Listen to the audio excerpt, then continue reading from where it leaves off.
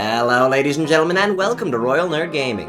I am your host, the Royal Nerd, and it's time to get back to ranking every variant in Marvel Snap. Not all in this video, of course. No, this is part 3 of what is going to be a much longer series. But hey, if you missed out on parts 1 or 2, make sure to check the description for a link to the full playlist. And remember, this is all just my opinion, and it's just for fun. Go ahead and leave a comment and let me know what your guys' favorite or least favorite variants are from today's video. But now, without further ado, let's get to the tier list. I mean, we're already there. It's right here. Hang on, I just gotta... There we go. See, well, this is going to be the tier list. Right now, it's just Hawkeye. It'll be the tier list in a minute, and we'll find out where he goes. You get it. So we're starting today with Hawkeye. In terms of the base card here, it does exactly what I need a base card to do.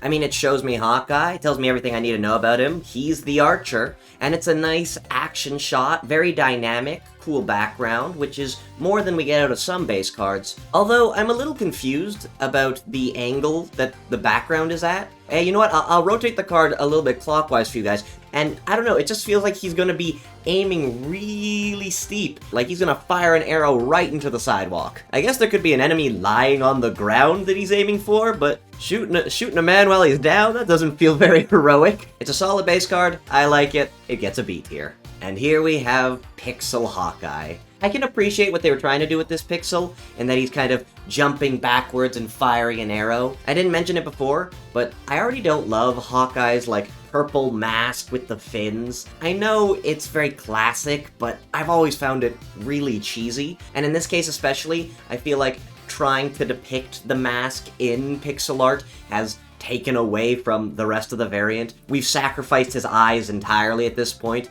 and they're just kind of like flesh-colored spots instead. And Hawkeye's outfit is already those like deep purpley colors. I feel like a nighttime background doesn't let him stand out as much as he would in the day, maybe. Definitely not the worst pixel I have ever seen, but as always, pixels aren't really my style, so I think I'm gonna give this one a C tier. Now this Hawkeye variant impresses me with how they've managed to make his more cheesy classic outfit look as cool as it looks here. They've reduced the size of the fins on his mask, which I appreciate, and on the bright background, like this is what I was talking about. This is a more bright daytime background, and so his more cool colors stand out even though he's a little bit more shadowed here. Obviously, the setting of him flying alongside a bunch of fighter jets is cool as heck, although I can't imagine that whatever he's aiming at will get hit with his arrow before the fighter jets get there. I feel like they're gonna be going a little bit faster. How did he get here? I've never really stopped and thought about it, but he's in the sky. Like, did he get launched out of one of these fighter jets to shoot an arrow, a single arrow? I guess he could follow up with a few more shots, but why? I feel like the fighter jets have, you know, lots of combat capabilities that exceed the potential of what appears to be a normal arrow. Like, that's not one of his cool exploding arrows or anything. And how's he gonna get down after this? What is his exit strategy here? The more I stare at this variant, the more questions I have. Before I spiral anymore, I'm gonna give it an S tier. It's a great variant. Just, I'm confused by it now.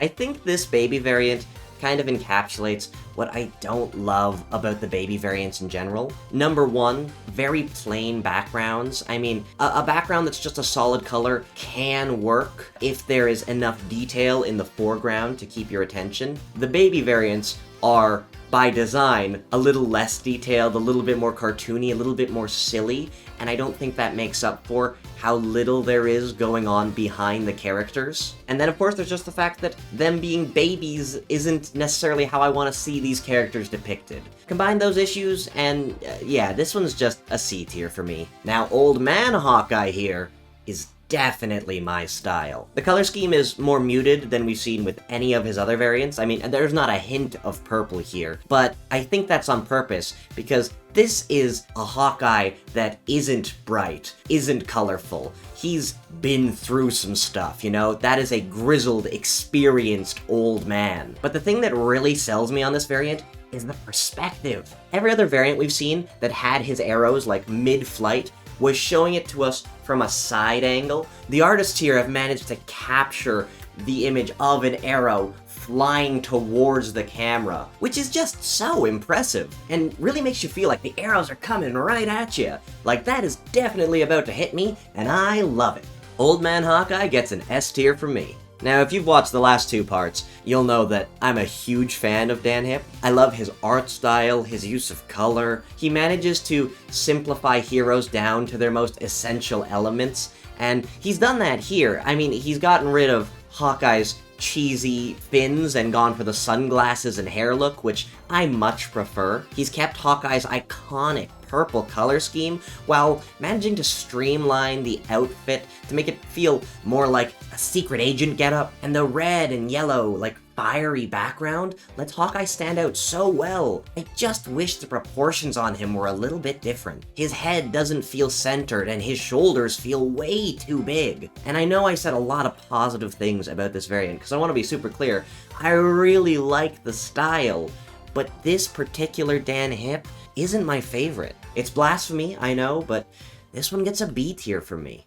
Now, before we continue, I just wanted to take a quick moment and talk about my outfit a little bit. Something I don't usually get to do. Specifically, I want to draw your attention to my suspenders here. And if you don't know about suspenders, they're these really cool things, kind of a substitute for a belt. Whereas a belt goes around your waist, suspenders go over your shoulders and then clip to the back and front of your pants. Now, that's a key detail that some people confuse.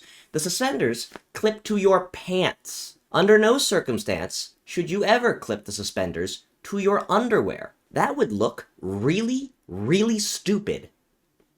Let's talk about 3099 Hawkeye here. I mean, what were they thinking?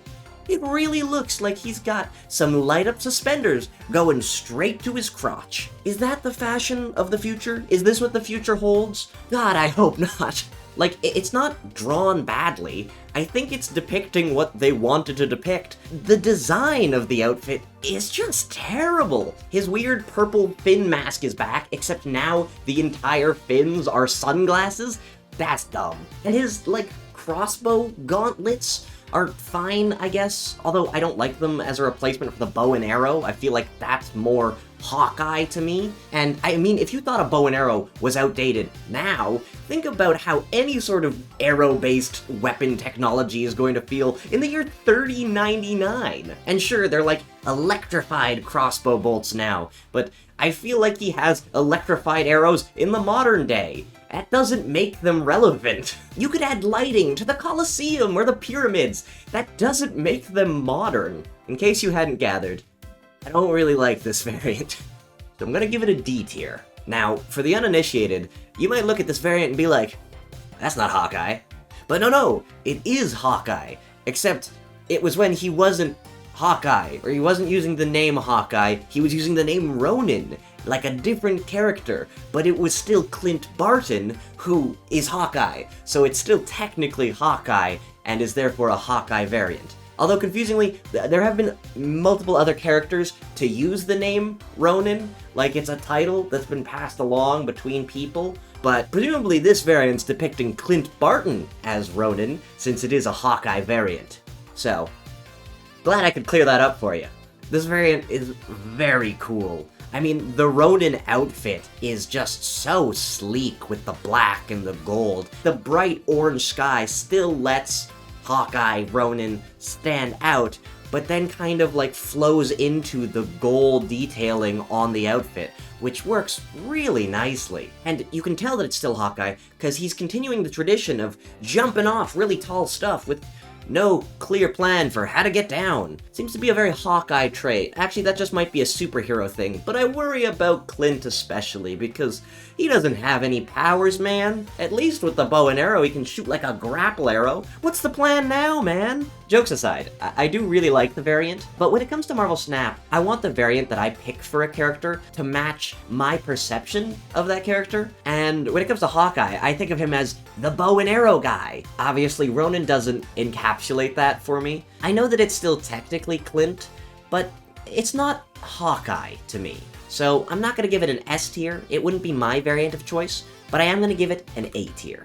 This is just a really solid variant. It feels like it's combining some of the old aspects of his outfit with some of the newer elements. The whole thing feels very Archer-inspired, which is very appropriate, obviously. Plus, using a lighter purple here works really well, I think, because it contrasts so nicely against the black trim of the rest of the outfit. And this one's not like mid-action shot or anything, but it still feels super dynamic with him starting to draw an arrow, and this angle giving him a lot of like power and intimidation. Like, that's a dude you do not want to mess with. Overall, just a really good variant, so I'm gonna give it an A tier. The Thunderbolts variant here feels pretty similar to the last one. This is the same outfit he was wearing there, except instead of the more static pose, this time we have him mid-action, jumping off a building like he does, and we've got some good perspective of him firing the arrow. He looks like he just smashed through a window as glass shatters around him, with giant explosions going off underneath him. Like, why does he always do this to himself? Always put himself in these situations where I just have no idea how he's going to get to the ground safely. And while I think I liked the art style a little bit more on the last variant, this one makes up for it with just how dynamic and cool it is, you know? So it's also gonna go in A tier. And there you go, all the Hawkeye variants. So many cool variants for a card that I never play. That happens sometimes in Marvel Snap. But anyways, moving right along to Kitty Pryde. Now, if you've never heard of Kitty Pryde, or are just unfamiliar with her powers, you might be confused as to why it looks like her elbow is kind of clipping through the wall, and you might think it's like an artist error. Either that or you didn't even notice. But no, that's on purpose because her power is to phase through objects. She can literally walk through walls. And we're gonna see that a lot in her variants. But my problem with it is how different artists choose to depict that she's using her powers. Like, in this case, there's no visual indication that she's using her powers to walk through the wall. I'm not saying that there has to be for the variant to work, but here, it's so subtle that it almost feels like an accident. And for the base card especially, I would want that to be communicated much more clearly. Add on to that the background is just sort of plain machine wall, and yeah, this one ends up in D tier for me. Now, this is already a huge improvement over the base card, I think. They've chosen to demonstrate her powers with these red staticky lines illustrating where she's phasing through the wall, and it works a lot better in my opinion. Her pose is very dynamic and exciting. She didn't just gently phase through that wall, she sprinted through it, and you've got her little dragon pet flying alongside her, which is very cool. I love her little dragon. I don't know his name. Now, the background here is very simple. Just sort of that stark white color across the board. I would have loved for just a little bit more detail to fill in some of that negative space. It would have pushed this variant just a little bit higher for me. Still, a good variant and a better depiction of Kitty Pryde's powers, in my opinion, so it gets a B tier. Ooh, now this is a great example of demonstrating Kitty Pryde's powers in a more subtle way. The red staticky lines did the job, absolutely, but they were a little in your face, whereas here, the sort of like gentle purple outline marking where she's still phasing, it communicates exactly what it needs to without being too distracting or taking away from Kitty Pryde as the focus of the variant. Also, if I'm not mistaken, it looks like she's phasing through the Hulk, which is way cooler than walking through a wall. I mean, if you're gonna show her phasing through anything, show her walking through one of the strongest characters in Marvel Comics. That's awesome. Just like the last two variants, she's shown here wearing the, like, classic X-Men jumpsuit. This is definitely my favorite depiction of it. The details are so well done here. You can really appreciate the texture of the different parts of the outfit. And there's even more detail on her little dragon friend. You know, you can see his scales and the wings and his little teeth as he's angrily growling at the Hulk. I really like this variant, but it isn't necessarily one that I would snatch up right away in the shop. That's kind of what I reserve S tier for. There's just a few Kitty Pryde variants that I like even better, but it gets a very high A tier. I love the Kitty Pryde wedding variant. It's just so unique. The framing of the flowers around them brings some nice color and vibrancy to the variant. Kitty Pryde looks gorgeous, all dolled up in her wedding dress with the veil down to her legs, and her dragon is all dressed up nice with a little bow tie. Oh, he's so handsome. I love it. Although, I am wondering, her dragon is just like walking her down the aisle or something, right? She's not marrying the dragon? I don't actually have any context to this. Is she marrying the dragon? Because that definitely makes the whole situation a little bit weirder. Hang on, I need to look something up. Okay, so from what I'm seeing here, it looks like she was gonna get married to Colossus, I think? And the dragon's just walking her down the aisle. He's like the ring bearer, which is adorable. So, all good. Not marrying the dragon. No weird implications here. Let's move on. I like this variant, and I'm now reassured that it's not one of those weird comic moments, because there's some pretty weird comic moments. Anyway, it's an S tier.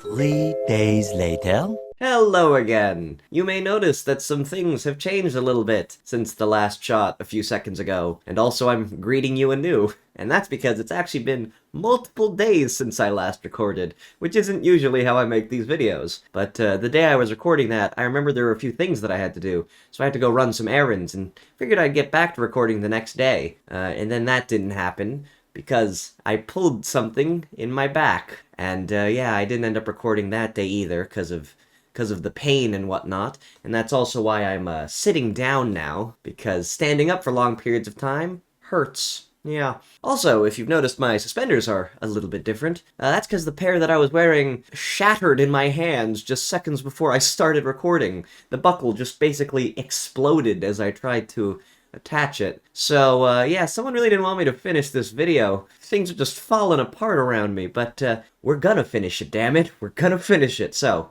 let's get back into the tier list, shall we? Okay, now where were we? Kitty Pryde 1602 variant, yes. So, this variant is going for more of a piratey, thief-like aesthetic for Kitty Pryde, which works very well with the time period, I think. I do have one fairly major problem with this variant, and it has to do with variant splits. For anyone who doesn't play Marvel Snap, basically, once you've fully upgraded a card, you can split it, and you get a copy of that variant that you can start upgrading from scratch again. Except, it now has a cool custom background, like a unique rainbow prism effect, which almost always looks bad. Or maybe, if you're lucky, a cool golden finish so that your character stands out nicely. The problem is, when you split a variant, anything that is considered the background just becomes that color, either the gold or the rainbow prism effect. Hang on, I'm gonna do a quick Photoshop for you guys. Do you see the problem with this? Without the shadows to add a little bit of depth and no other visual indicator to demonstrate that she's using her powers, it looks ridiculous. Her pelvis is lost to the rainbow dimension, and this barrel up front just feels very out of place suddenly. Like, why is that not considered part of the background? What an odd thing to leave out. It can be frustrating when a variant doesn't look nice when it's split, and of course the alternative would be to just use the base version of this card.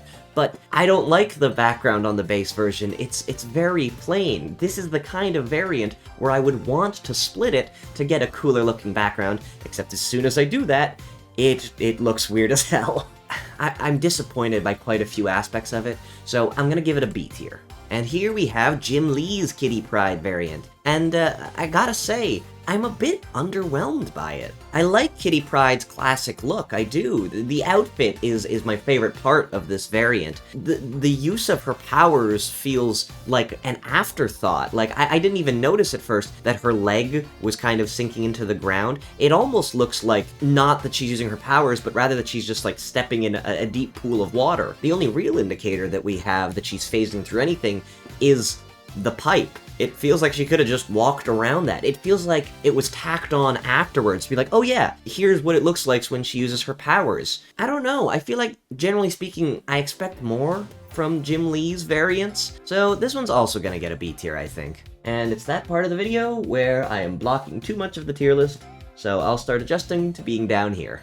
Well, he's done it again. Dan Hipp has managed to capture exactly what I wanted in a Kitty Pryde variant. Firstly, this is my favorite use of her classic outfit. Secondly, Dan Hipp has managed to portray the use of Kitty Pryde's powers without any sort of visual effects in a way that still works. It's more of a dark purple up at the top, but at the bottom it's this bright, vibrant pink to draw attention to the fact that her legs and her elbow kind of disappear into it. Unlike the 1602 variant, she still takes up most of the card. It's subtle that she's using her powers, and she's still the centerpiece because she fills out the space. The implied movement here just feels more natural, and I bet I would still love how this card looks even if I were to split it. Also, her dragon looks adorable in Dan Hipp's art style. This one is definitely an S tier. See, I feel like this one falls into a lot of the same traps as the 1602 variant. No visual indicators of her powers, plus too much negative space. It's gonna look very weird when you split this. The bottom half of the card is gonna be almost empty. And yeah, you don't have to split it, and at least the background here is much more visually interesting. Her phasing through the Xavier's School for Gifted Youngster sign is very fun. But overall, I feel like either she needs to be taking up more of the card, or they need to indicate that she's using her powers to fill in some of those gaps. So this one's gonna go in the B tier as well. Out of all of Kitty Pryde's variants, this one is the most breathtaking. I mean, I don't even know the circumstances here, but wow. I mean, this variant just feels like magic. What is this cube? What is the energy flowing from it, flowing around her in these gorgeous colors? I don't know what's happening here, and I don't necessarily need to. All I know is just looking at this variant fills you with a sense of awe. If you couldn't have guessed, this one's an S tier. I really like this variant. I mean, obviously, it's the Hellfire Gala collection. It's the characters getting dressed up in old-fashioned, beautiful, formal suits and gowns. Of course I like it. In terms of this one specifically, I almost want more of it. And I mean that in the best way. It's one of the best criticisms I could give. While it's a very beautifully composed shot, her delicately touching the water, I wish that I could see more of her outfit. I wish I could see more going on in the background. I mean, it looks beautiful, and I love what I do see, the golden tassels and embellishments and the red ruffles, but I am losing some of the details because of the pose that she's in. And that's really all that it is. It's so beautiful that I wish I could see even more of it. But I can't. I don't think I enjoy it quite as much as the variants that I have in S tier, but it's a very high A tier. And that's it for Kitty Pryde. That's 2 cards so far with 10 variants each. We're really filling up the board quickly today. But no worries, because the next card on the docket is Miek, who only has 3 variants. Now, I don't really know a lot about Miek, but I feel like 2 of his most identifiable traits are that he's very insect-like, and that he's a warrior, like a gladiator. This base card communicates exactly those things, no more, no less. It gives me a decent idea of who he is. The background's not too interesting, but at least it provides a nice contrast that lets him stand out. So, you know, overall, a solid base card. So it gets a solid B tier. Now, Dan Hipp Miek always makes me chuckle. It's clearly inspired by the version of Miek from the Thor Ragnarok movie, where he's more of like a pink fleshy bug-like thing inside a big metal suit of armor with knives for hands. And that's exactly what you're getting here. Also, I almost always compliment Dan Hipp's backgrounds anyways, but this one in particular might be my favorite. The contrast between the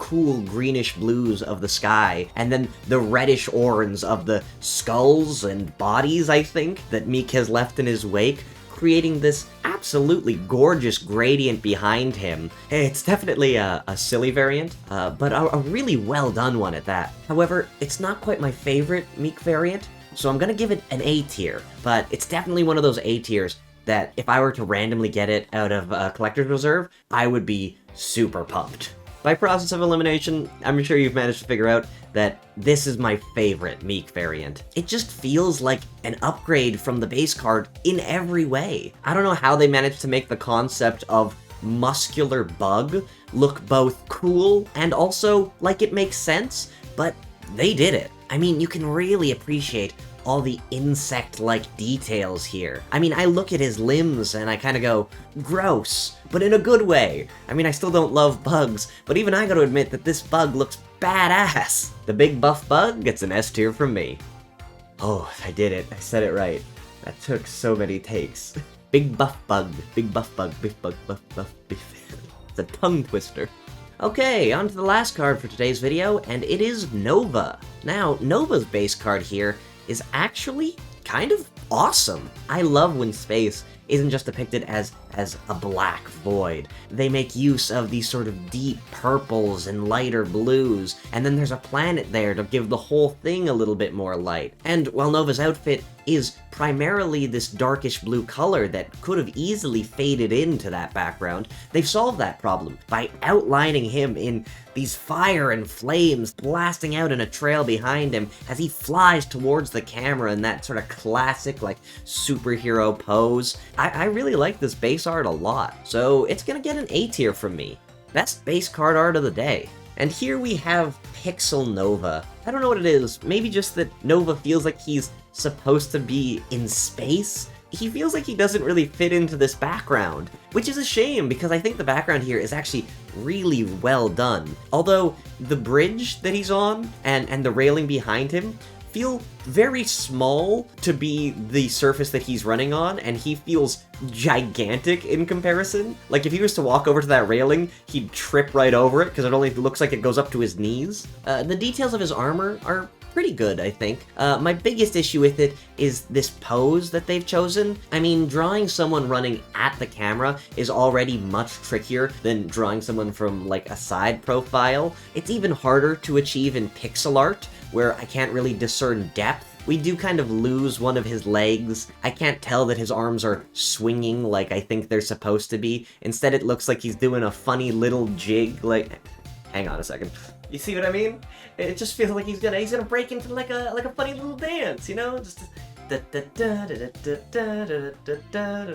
a little jig. It's definitely a very unique pixel, this one, and I feel like there's some cool concepts in here that, if they were refined, could make for a really awesome pixel. But in the case of Pixel Nova himself, I'm gonna give him a C tier. Now, you might be surprised to hear this, but I love Baby Nova, and there's a few factors to this. I love how they've simplified his armor design, and yet kept all the details that make it identifiable. Plus, the way that they've colored his armor, the sort of like dark blue with light blue streaks and highlights, demonstrating that it's a sort of a sleek texture, it feels like the sort of details that we usually miss out on in the baby variants, and I'm really happy to have them here. I love that he just doesn't have legs, and instead is just like a little rocket flying through space. That's hilarious to me. Oh, it's ridiculous, and that fits the aesthetic without taking away from the character too much, I think. I really like this baby variant, so I'm gonna give it an A tier. Venomized Nova here actually feels very similar to the base card, except I like every part of it a little less. I mean, I'm already not the biggest fan of the Venomized features, but they've also taken away the pretty colors of the space behind him, which matches the darker aesthetic of Venom a little bit better, I guess, but I don't like it as much. Also, the fire that's like engulfing him doesn't look as cool here. It's more muted, it's not flowing as nicely, and it's not even like blasting out of his armor in a cool way. The variant still has those aspects I liked from the base card, but I just don't like them as much here, so it's gonna get a B tier. Okay, so this is the first of quite a few Nova variants that actually depict his powers not as fire and flames like engulfing his body, blasting out of his armor, but rather as like blue energy arcing from his fingertips. He's intimidating and just a little bit mysterious, with the front of him being more shadowed, while behind him he's illuminated by the earth hovering in front of it, almost like he's protecting it. This variant is awesome, so it's Nova's first S tier. This is another variant where Nova's powers are more of that electric blue effect, although Volmy's incorporated one of my favorite elements from the base card, which was watching his powers pulse out of his armor, and you can really see that with the gauntlets. Like, the electricity is coursing out of it and then wrapping around his fists, and you can even see that same effect taking place in his chest plate and even his eyes with the electric blue sort of leaking out. The blues of this variant work together so nicely and let the gold and red of his armor really shine through. Nova's just got some excellent variants, and this one's another S tier. Now I think this is our first ultimate variant, and you'll see that I really highlighted that here. If you don't know, ultimate variants are rare variants that can only be obtained by spending one of the hardest to get currencies in-game, tokens. For reference, a Series 5 card, and that is like a brand new card, not a variant, costs 6,000 tokens. A Series 4 card costs 3,000 tokens. So how much does an ultimate variant cost? 5,000 tokens. It's a very steep price, so I expect a lot out of ultimate variants. This variant doesn't feel all that special. The colors here feel kind of flat. Yeah, the dark parts of his armor are dark, but the golden accented parts also feel kind of dim. What does this variant really have to offer that the others don't? He's not using his powers in any sort of cool way, his pose isn't especially interesting, and the background isn't even a fun space setting. It's just a generic dark background with very slight electric effects. I don't know how they decide which variants will or won't be sold as an ultimate variant, but in the case of this one, it's a B tier, which is average, but average feels more disappointing when we're talking about an ultimate variant, you know? Now this variant's given off strong video game vibes, like a fighting game specifically. He's charging up a Hadouken, you know? Gotta love Tekken. I'm kidding. That was a joke. I know it's from Mortal Kombat. No, but seriously, this is a really cool variant. Like, it has so much energy. You can feel the motion of him pulling back his fist, blue energy lines streaking backwards as he charges up a super-powered punch to unleash into an unsuspecting enemy. It almost looks like where his fist is impacting the background, he shattered it, changing it from that bright, vibrant pink color to a sort of empty black void behind it. Like, that's how strong his punch is. This variant feels more stylized than the other ones we've seen, and yet still intricately detailed. Like, you can really appreciate all the pieces of his armor, especially the gold pieces. They shine so nice in this style and this color. This variant just stands out, and I love a variant that stands out. I gotta give this one an S tier. God, can you imagine getting punched by him? That would suck. I think that would be the end of me. I'm not exactly in good shape here. Can't even bend over properly. You think I'm gonna survive that? Be obliterated.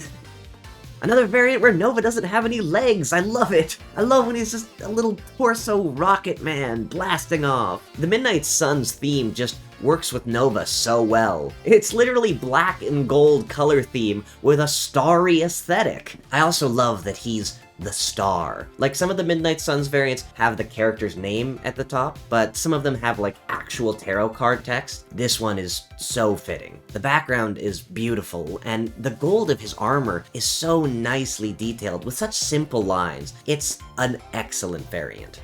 Oh, I'm also realizing that I didn't reset my face cam to be the correct size for the talking segment, but I already did all the talking. Oh well, it's the last variant, whatever. Let's get to the ranking. Midnight Suns Nova isn't quite in my top Nova variants, but it's definitely an A tier.